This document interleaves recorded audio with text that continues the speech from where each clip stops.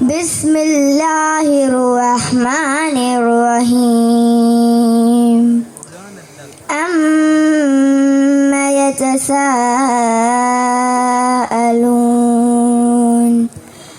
عن النبأ العظیم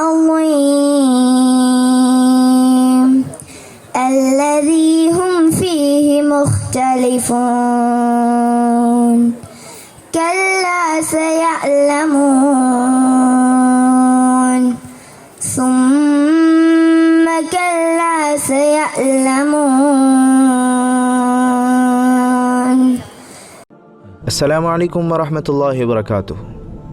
الحمدللہ ہم مسلمان ہیں اور اللہ تعالیٰ نے ہمیں زندگی گزارنے کے لیے قرآن کریم جیسی عظیم معجزے سے سرفراز کیا ہے، جس پر عمل کرتے ہوئے ہم انسانیت کی معراج تک پہنچ سکتے ہیں اور اللہ تعالیٰ کے احکامات پر چلتے ہوئے اللہ کی بنائی ہوئی عظیم جنت کو پا سکتے ہیں۔ ناظرین، قرآن کریم ہدایت کا کھلا ہوا راستہ ہے جس سے غیر مسلم بھی ہدایت حاصل کرتے ہیں، اور قرآن کریم کی زبان اتنی سادہ اور سلیس ہے کہ کوئی بھی شخص تھوڑی سی محنت کر کے اسے سیکھ سکتا ہے اور اپنی زندگی کو سنوار سکتا ہے۔ قرآن کریم کو سیکھنے اور تلاوت کرنے کا ایک ایسا ہی ویڈیو ان دنوں کافی وائرل ہو رہا ہے، جس میں ایک کم عمر کی غیر مسلم لڑکی قرآن کریم کی تلاوت کر رہی ہے۔ دراصل کیرالہ کے کوزی کوٹ کے ایک اسکول میں تلاوت قرآن کا مقابلہ رکھا گیا تھا، جس میں چوتھی کلاس میں پڑھنے والی پاروتی نے بھی حصہ لیا اور مقابلے میں اپنی بہترین تلاوت سے ہر شخص کو حیران کر دیا۔ غیر مسلم ہوتے ہوئے مکمل تجوید کے ساتھ بنا کسی غلطی کے قرآن پاک کو اتنی عمدہ طریقے سے پڑھنے پر اس طالبہ کو پہلا انعام دیا گیا۔ بے شک پاروتی کی اس جیت میں اس کے والدین کی تربیت اور گھر کے ماحول کا بہت بڑا حصہ ہے کہ جس طرح انہوں نے بنا کسی مذہبی تفریق کے اپنی بیٹی کو قرآن پاک سکھایا اور ساتھ ہی مقابلے میں شرکت کے لیے بھی اس کی حوصلہ افزائی کی۔ دوسری طرف یہ بات ہمارے لیے باعث شرم ہے کہ آج ہمارے والدین بچوں کی دینی تربیت پر دھیان دینے کے بجائے ان کے دنیا کمانے کی فکر میں پریشان نظر آتے ہیں۔ چھوٹے بچے موبائل میں مصروف ہیں تو بڑے بچوں کو اسکول، کالج اور ٹیوشن کی فکر لگی ہوئی ہوتی ہے، اور اگر ان سب کے بعد تھوڑا بہت وقت مل جائے تو اسے انسٹاگرام، یوٹیوب، فیس بک ان جیسی واہیات جگہ پر ان وقت کو خرچ کر دیا جاتا ہے، اور قرآن کریم کو پوری تعظیم کے ساتھ بالا خانے میں سجا کر رکھا جاتا ہے، جبکہ ہمیں ہر قدم پر قرآن کریم سے ہدایت لینے کی ضرورت ہے، اور کل قیامت میں یہی قرآن پاک ہمارے لیے گواہی دینے والا ہے کہ ہم نے زندگی میں اسے پڑھ کر اس پر عمل بھی کیا یا نہیں۔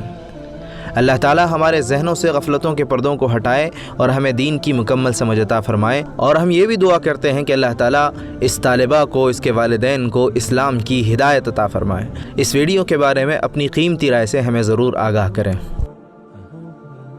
بسم اللہ الرحمن الرحیم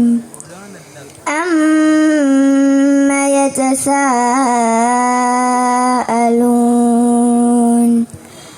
عن النبأ العظیم الذی هم فیہ مختلفون کلا سیعلمون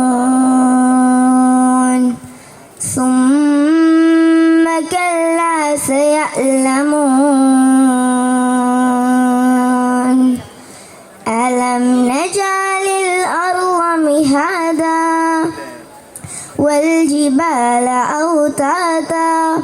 وخلقناكم أزواجا وجعلنا نومكم سباتا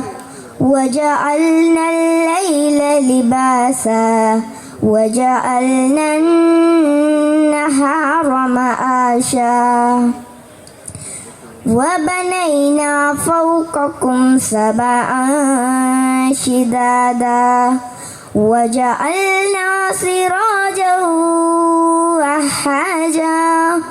وأنزلنا من المعصرات ماء ثجاجا لنخرج به حبا ونباتا وجنات ألفافا إن يوم الفصل كان ميقاتا يوم ينفخ في الصور فتأتون أفواجا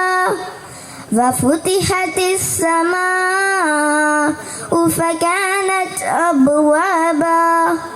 وسيرت الجبال فكانت سرابا إن جهنم كانت مرصادا للطاغين